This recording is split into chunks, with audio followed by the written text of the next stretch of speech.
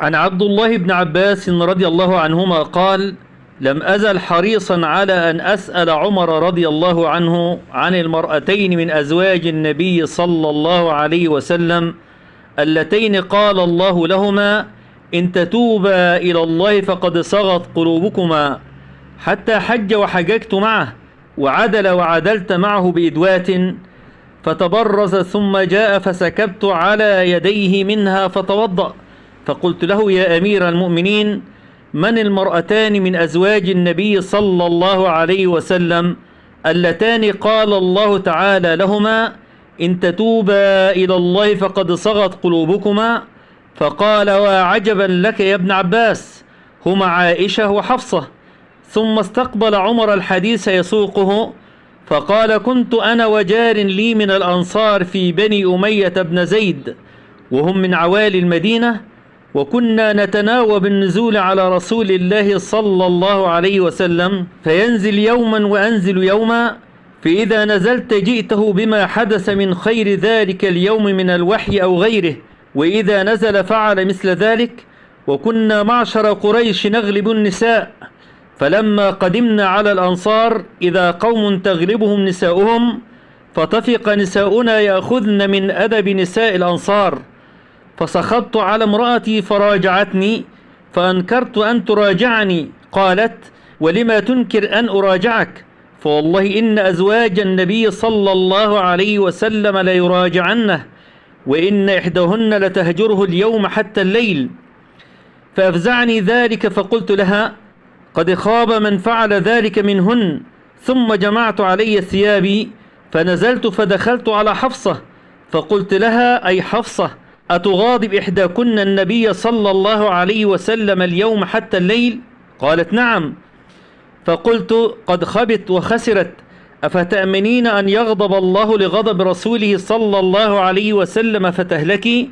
لا تستكثري النبي صلى الله عليه وسلم ولا تراجعيه في شيء ولا تهجريه، وسليني ما بدا لك، ولا يغرنك أن كانت جارتك أوضأ منك وأحب إلى النبي صلى الله عليه وسلم، يريد عائشة. قال عمر: وكنا قد تحدثنا أن غسان تنعل الخيل لغزونا، فنزل صاحب الأنصاري يوم نوبته، فرجع إلينا عشاء فضرب بأبي ضربا شديدا، وقال: أثمه؟ ففزعت فخرجت إليه، فقال: قد حدث اليوم أمر عظيم. قلت: ما هو؟ أجاء غسان؟ قال: لا، بل أعظم من ذلك وأهول، طلق النبي صلى الله عليه وسلم نساؤه. فقلت: خابت حفصة وخسرت، وقد كنت أظن هذا يوشك أن يكون. فجمعت علي ثيابي فصليت صلاة الفجر مع النبي صلى الله عليه وسلم، فدخل النبي صلى الله عليه وسلم مشربة له فاعتزل فيها، ودخلت على حفصة فإذا هي تبكي، فقلت: ما يبكيك؟ ألم أكن حذرتك هذا؟ أطلقكن النبي صلى الله عليه وسلم؟ قالت: لا أدري، ها هو ذا معتزل في المشربة. فخرجت فجئت إلى المنبر، فإذا حوله رهط يبكي بعضهم، فجلست معهم قليلا، ثم غلبني ما أجد، فجئت المشربة التي فيها النبي صلى الله عليه وسلم، فقلت لغلام له أسود: استأذن لعمر.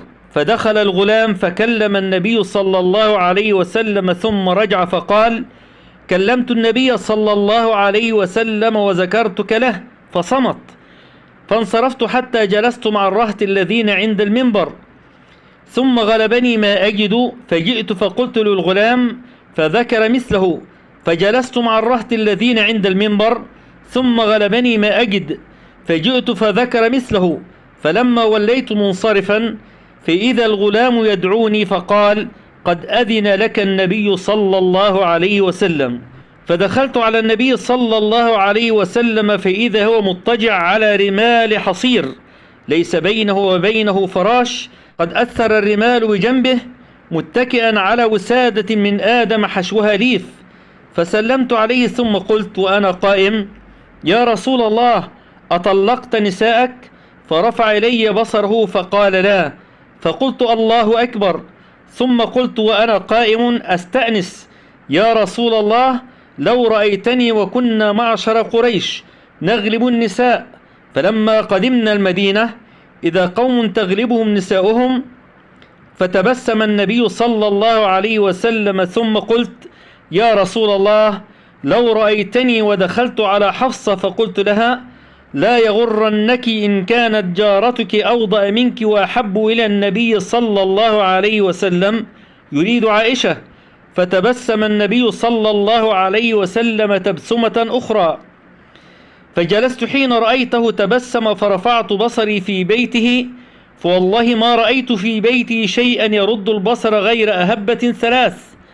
فقلت: يا رسول الله، ادعوا الله فليوسع على أمتك، فإن فارس والروم قد وسع عليهم وأعطوا الدنيا وهم لا يعبدون الله. فجلس النبي صلى الله عليه وسلم وكان متكئا، فقال: وفي هذا أنت يا ابن الخطاب؟ إن أولئك قوم قد عجلوا طيباتهم في الحياة الدنيا. فقلت: يا رسول الله استغفر لي. فاعتزل النبي صلى الله عليه وسلم نساءه من أجل ذلك الحديث، حين أفشته حفصة إلى عائشة 29 ليلة، فقال: ما أنا بداخل عليهن شهرا من شدة موجودته عليهن، حين عاتبه الله عز وجل. فلما مضت 29 ليلة دخل على عائشة فبدأ بها، فقالت له عائشة: يا رسول الله، إنك قد أقسمت ألا تدخل علينا شهرا، وإنما أصبحت من 29 ليلة أعدها عدا. فقال النبي صلى الله عليه وسلم: الشهر 29، وكان ذلك الشهر 29 ليلة.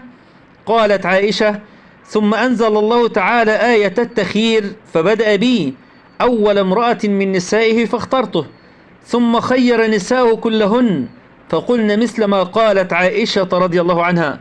هذا الحديث فيه من الفوائد الكثيرة العظيمة، أختصرها اختصارا.